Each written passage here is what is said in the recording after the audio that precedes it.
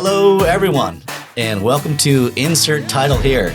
I'm your host, Austin Kennedy, President and CEO of Wright Service Corp.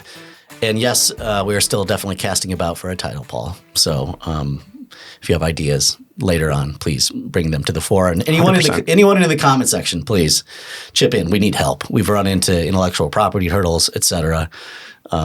So anyway, for now, we are still rolling with Insert Title Here. Go with the bit.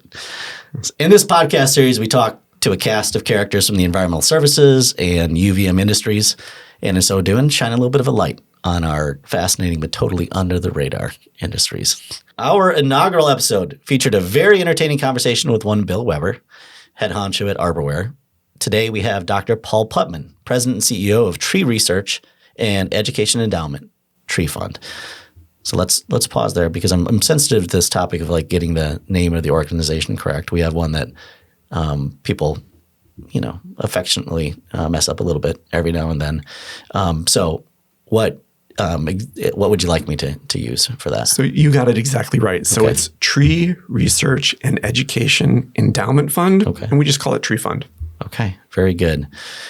Tree Fund is a 501c3 organization dedicated to the discovery and dissemination of new knowledge in urban forestry and arboriculture. Our guest, Dr. Putman, has also worked at the Cleveland Foundation, the world's first community foundation, where he served in both grant-making and philanthropy departments for 15 years.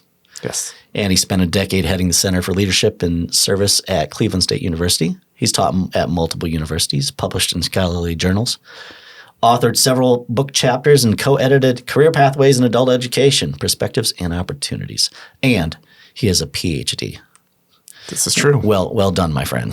That's a lot of accomplishments. And now you're heading up the Tree Fund. Absolutely. So tell me, before we kind of dive into the tree stuff, what was the focus of your doctoral? Of the dissertation and the studies? Of the PhD, like what was it all about? Yeah, absolutely. So I was working in higher education at the time. Yeah. So I was looking to further my career in higher education, and I saw that everyone above me had a PhD. I was also one of those nerdy kids that kind of always wanted one anyway. Yeah. And there was one focusing in on leadership and lifelong learning, adult education.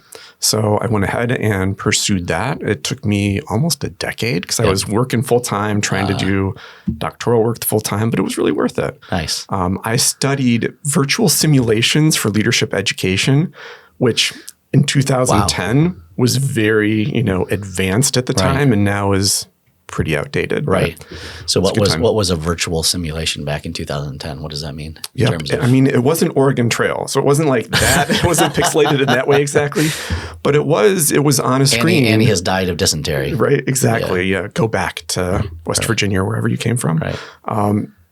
It was focused on a computer screen, and so it would describe scenarios. So you are a manager at a company, for example, and you have 4 employees, and it would run a simulation of a meeting. So the employees would give different input, and then you had to react in real time. But you were typing out your responses, right? So it was kind of old school that way. Yeah. But based upon what your responses were, they would respond in different ways, and then you could adjust accordingly. And it was very simplistic, but it was also really interesting to see how many times someone would do the same thing over and over again, knowing that it was wrong, right? So they responded to an employee in a way that wasn't going to advance the simulation. Right.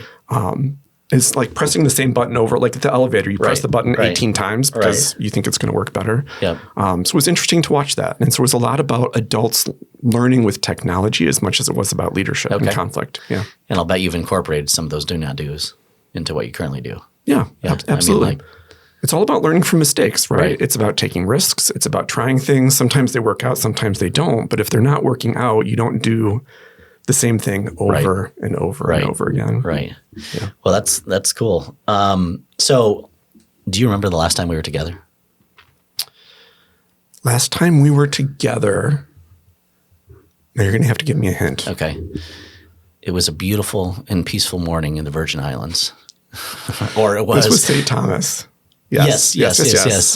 And for a conference, we were chased outside on a placid morning by a very rude fire alarm. It was the fire alarm. And so that's right. We were part of the discombobulated masses, like stumbling around outside, trying to decide if that smell in the air was like fire or just like, the barbecue down at the bar was actually drifting up to us. So I saw you and recognized you and was like, hey. Yeah, that's right. We had a good chat there. Yeah, it was kind of the impromptu. Yep. That was a great, TCIA puts on they put on a great expo. It was also a great conference. Absolutely. Was that your first winter management? It was my second. Okay. So my background's in higher education and in nonprofits and philanthropy. So in 2023, that was my first year. 2024 was my first winter management conference, and I was a little bit deer in headlights. Sure. Right? It was just a new setting for me. Didn't know how it all worked. Yeah. I saw a lot of people having a lot of conversations, and I didn't quite know where I was fitting in. Yes. And this time it was really wonderful. I had a lot of great conversations with a lot of people. Yep. There's something about the environment they create where there's an educational component to it, but it's really about the conferences, you talk about the hallway conversations. And I think at this conference, 100%. It's the conversations you have walking out down the hallway with the fire alarm going off. Right? I mean, it's all these chance things. Totally. It's a wonderful community. Glad you're there. It is. Great addition. And you're absolutely right. I mean, it's the people there typically in many ways have been there for like 10 years, 15 years, 20 years.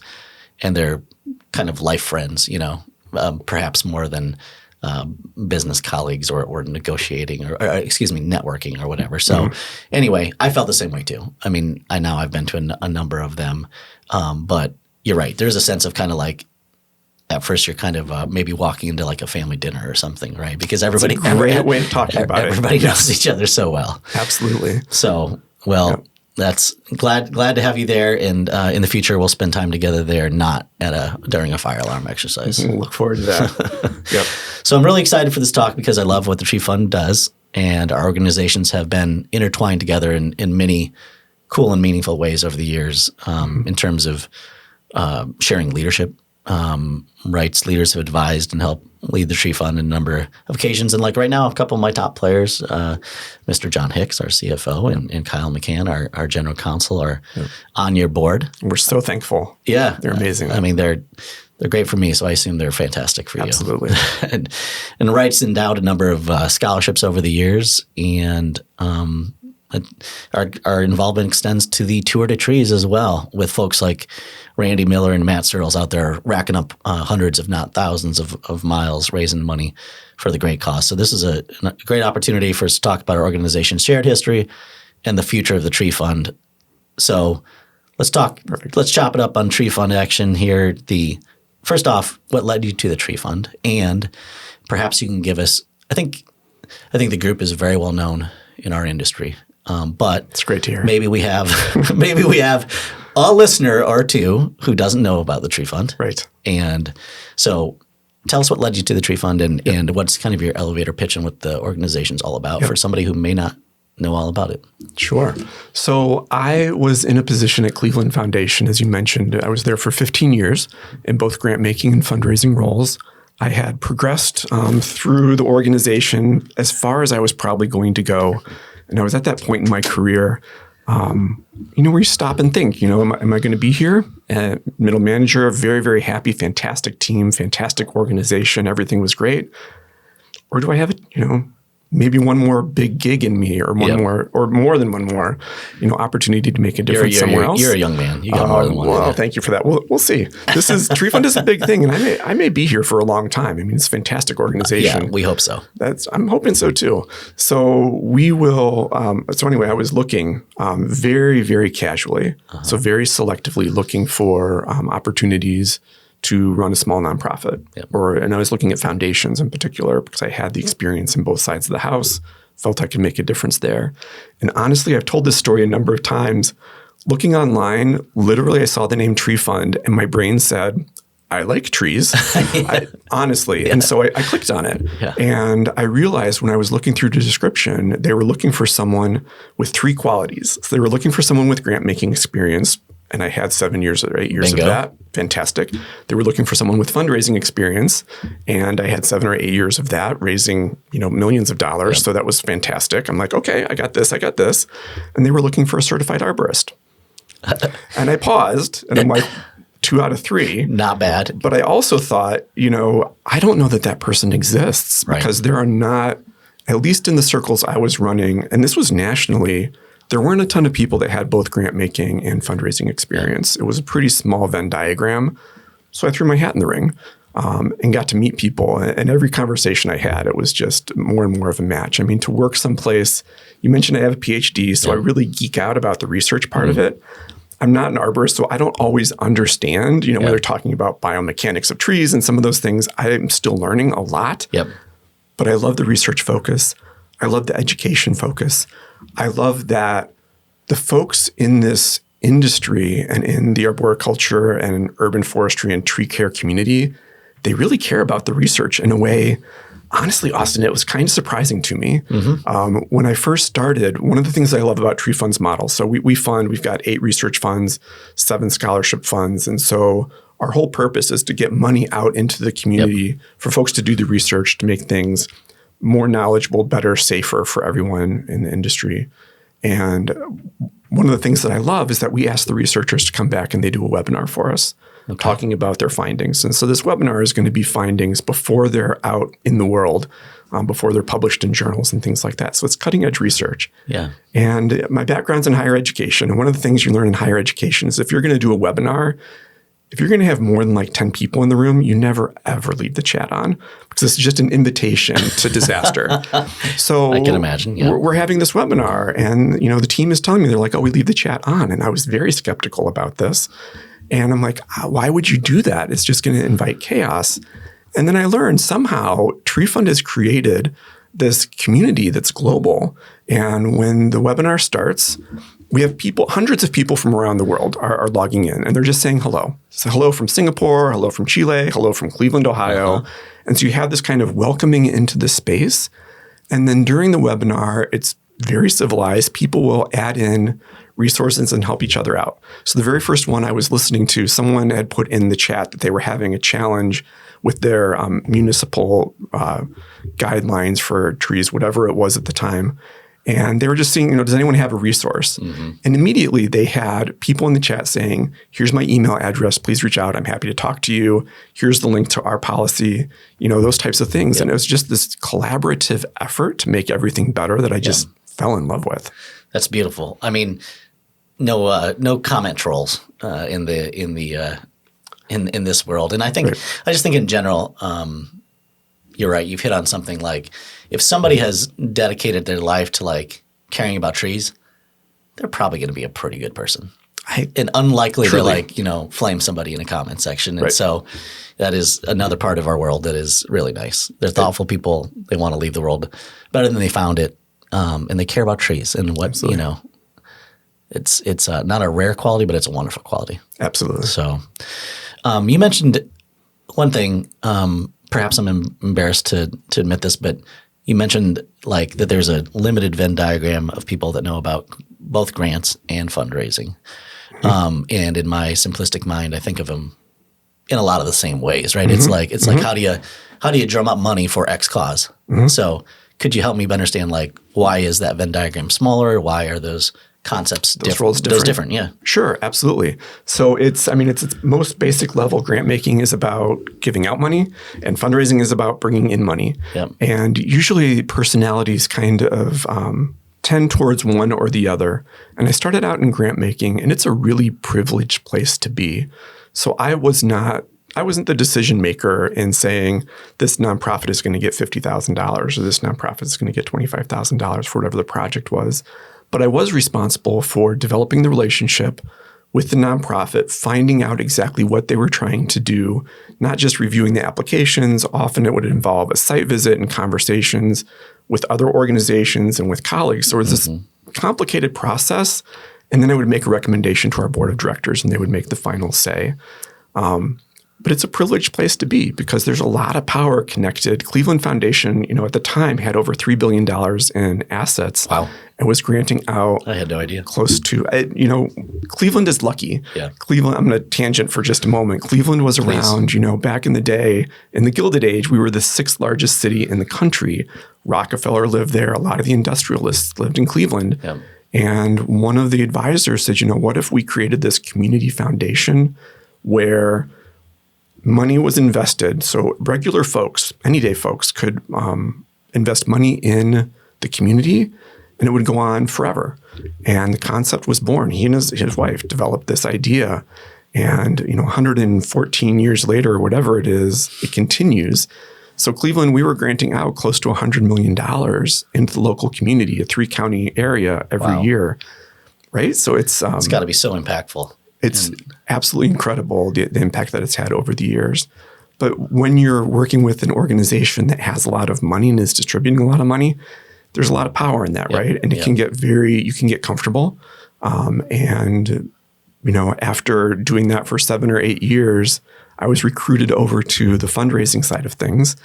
And, there are folks who do sales, there are folks who do fundraising, and that was never how I identified. Yep. It wasn't the academic, the work with nonprofit partners. That wasn't part of my sense of self. Right. But the person who was recruiting me, talked about, they had folks who were estate planning attorneys.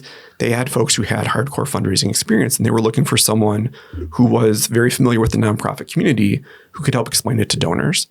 And what I found is that, and Tree Fund, I think, is the same way. It's not a hard sell. Mm-hmm. It's talking with people, finding out what they're passionate about, and then just connecting them in with what already exists. And so in Cleveland, I was so lucky I got to work with intergenerational grant making. So some of my favorite times were working with folks who had 3 generations or more involved in their grant making and talking intergenerationally about values, about what causes they support, what it means to be a person of means and giving back to the community. And at Tree Fund, it's the same type of thing where we're working with organizations and companies like Wright, where you have this long history of coming from humble beginnings and building up a fantastic organization, and also this commitment to giving back to the industry and to the community. Yep. Well, that was instructional for me. I can't say I just always thought about it as 2 ways of generating funds for an organization. But that's cool. So tell me a little bit about the grant making cycle for Tree Fund. Continuing on that theme.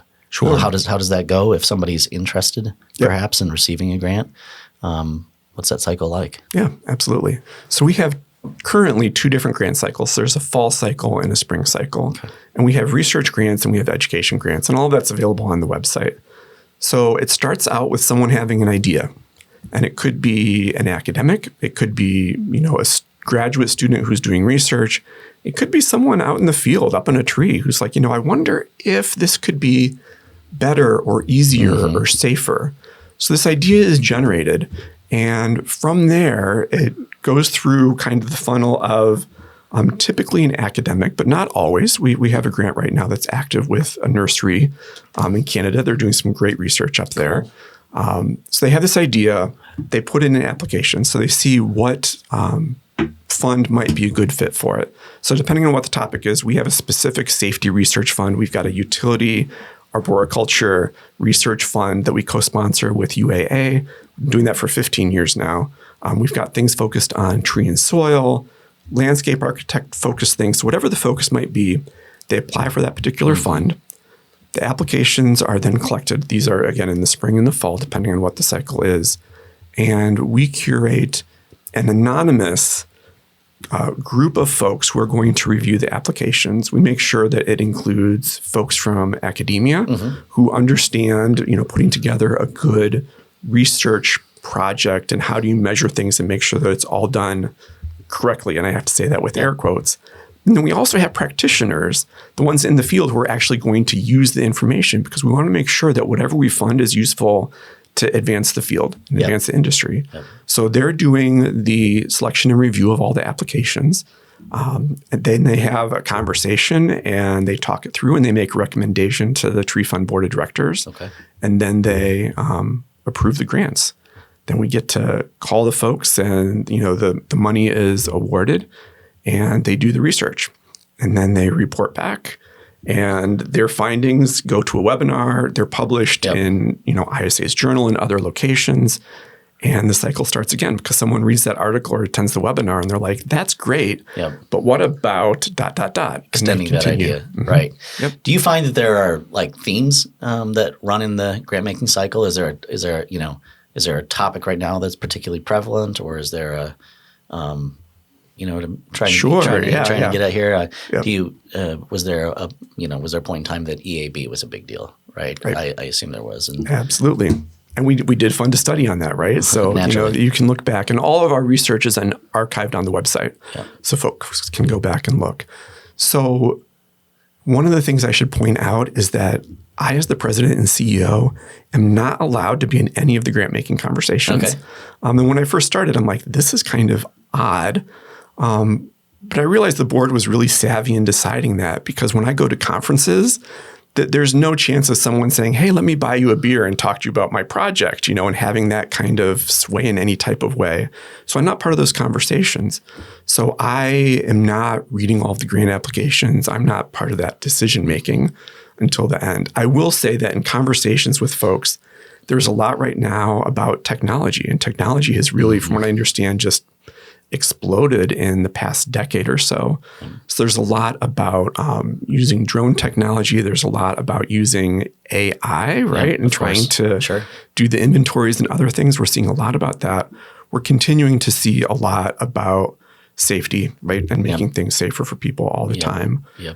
And then I think the other thing that I've seen is related climate change type things and doing studies related to that.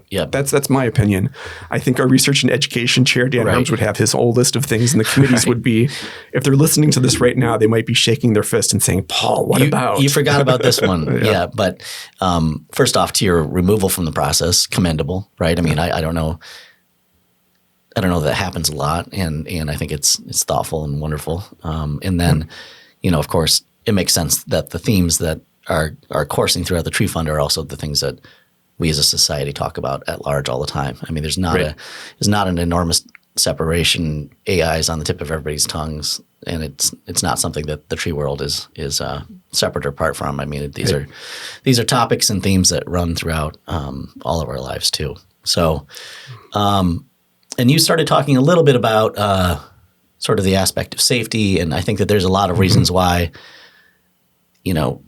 we are so much a fan of your organization. But I think there's kind of a selfish aspect to it too, in the sense that I believe that there's some direct benefit that our employees receive, right? And absolutely. So, can you help me spin that out a little bit? Sure. And when you say direct benefit, it almost sounds selfish, and it's not selfish at all, right? Like no one ever wants to have to make that phone call to a family with that horrible news that someone's passed away, right? Like that's probably the worst part of anyone's job. Amen.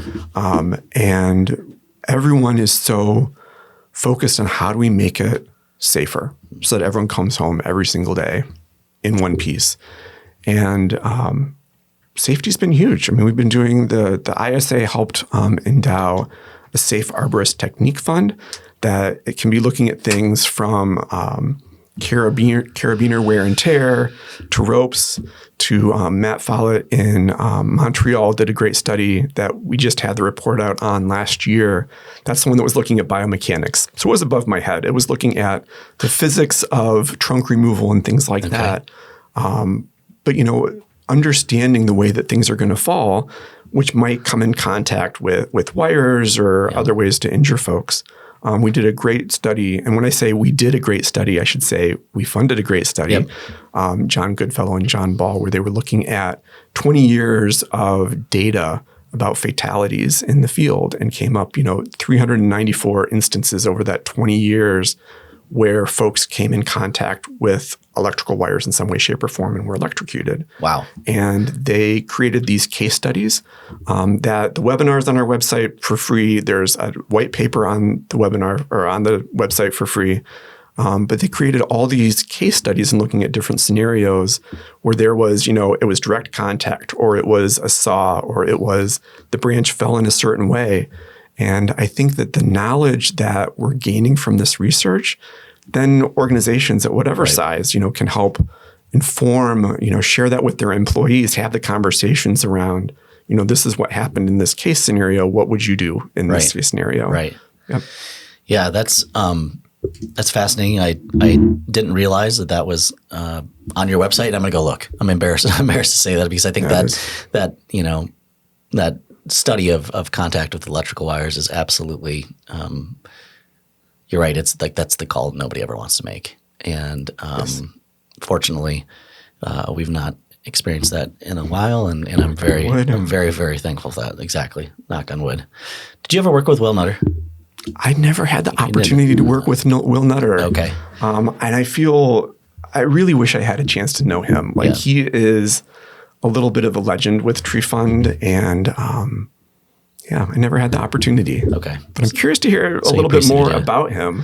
Well, yeah, I mean, it's how much time do we have for me to talk about Will Nutter? It's he was our our relationship got off to a slow start because I was an attorney, right? Like the first attorney ever to join our organization, and so I think they're just naturally a little bit of like, who is this guy?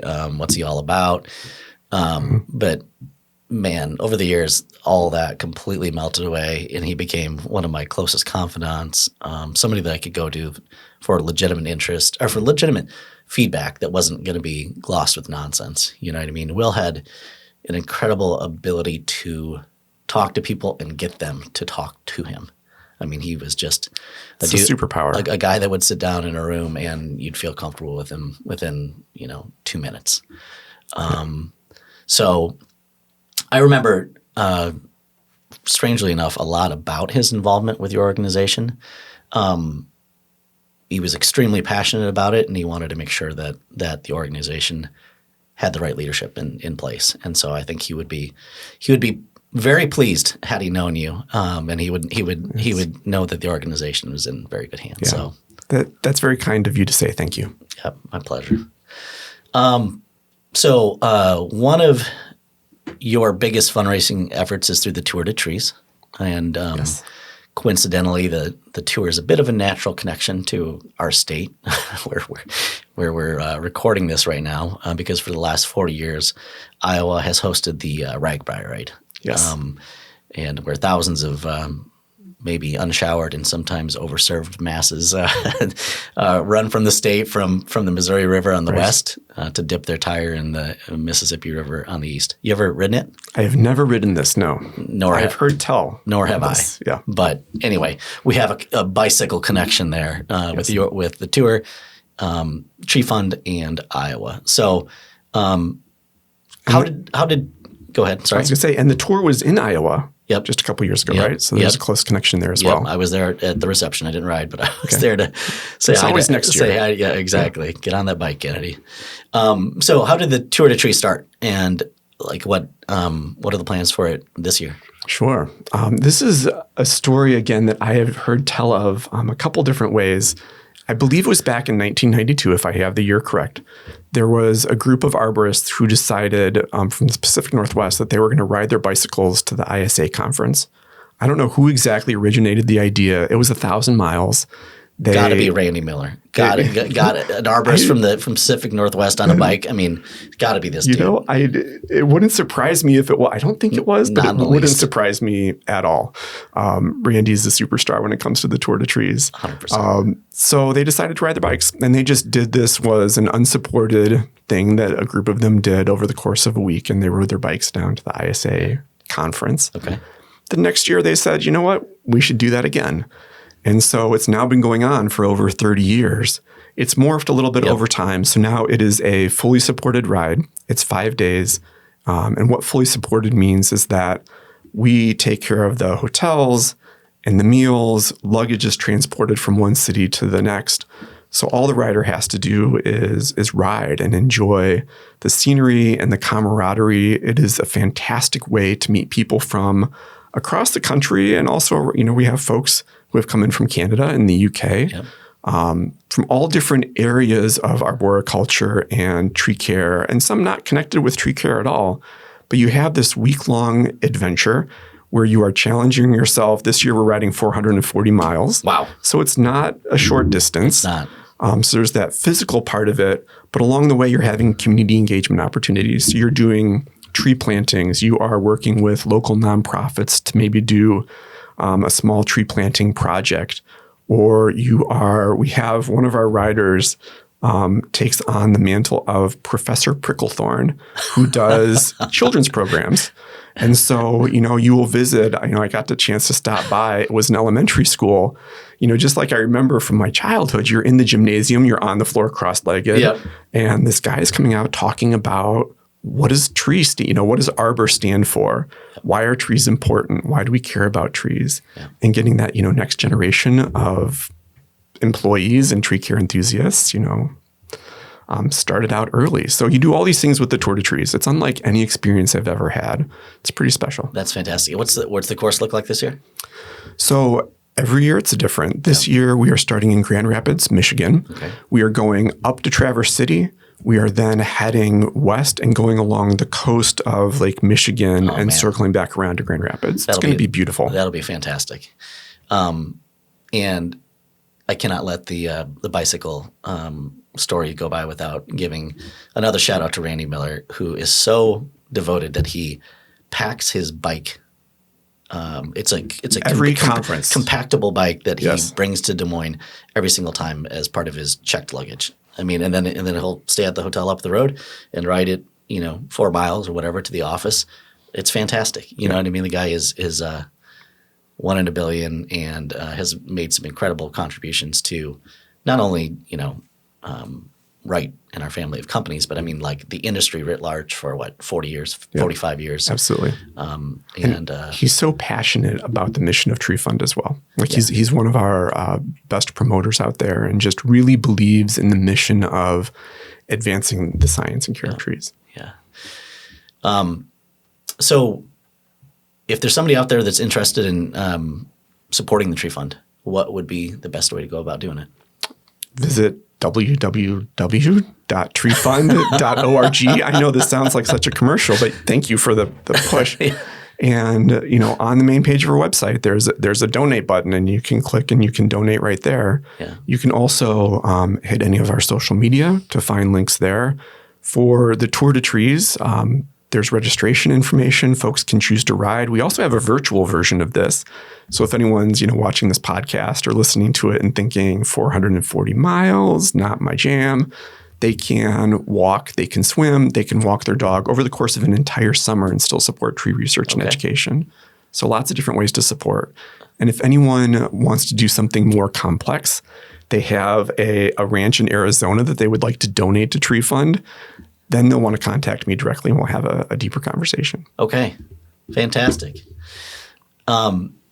So before I let you go, I need to ask you what we should name this podcast. As I mentioned at the start of it, we're still stumbling along here with the insert title here. And we've come up, our marketing squad has come up with a ton of really great ideas. But the ones that have had most traction, we've run into IP issues.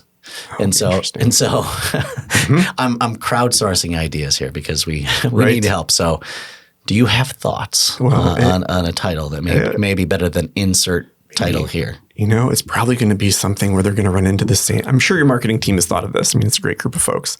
So Bill had the idea, I think he was calling it View from the Bucket, which is what Bill said, if you remember from your first podcast. And so, I was thinking a lot about Wright, and what I would propose is Under the Wire, or Under the Wires plural, because I think it speaks to both the physicality of where a lot of the work is happening.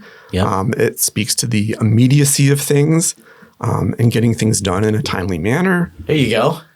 That's fantastic. Seemed to fit. I love it. Yeah, we'll throw that one in the hopper, Under the Wires. And your marketing team right now is thinking, we've already done this. but it's there anyway. No, I love it. And it feels like that's really good. I appreciate it. We'll throw that into the hopper. Thank you for joining us today, Paul. On insert title here. Once again, I'm your host, Austin Kennedy. I hope you enjoyed the show. My sincere thanks to you, sir. Tree Fund joining us. Please leave any comments or suggestions on our YouTube channel, and make sure you tune in to the next episode. Awesome. Thanks so much. It was my pleasure.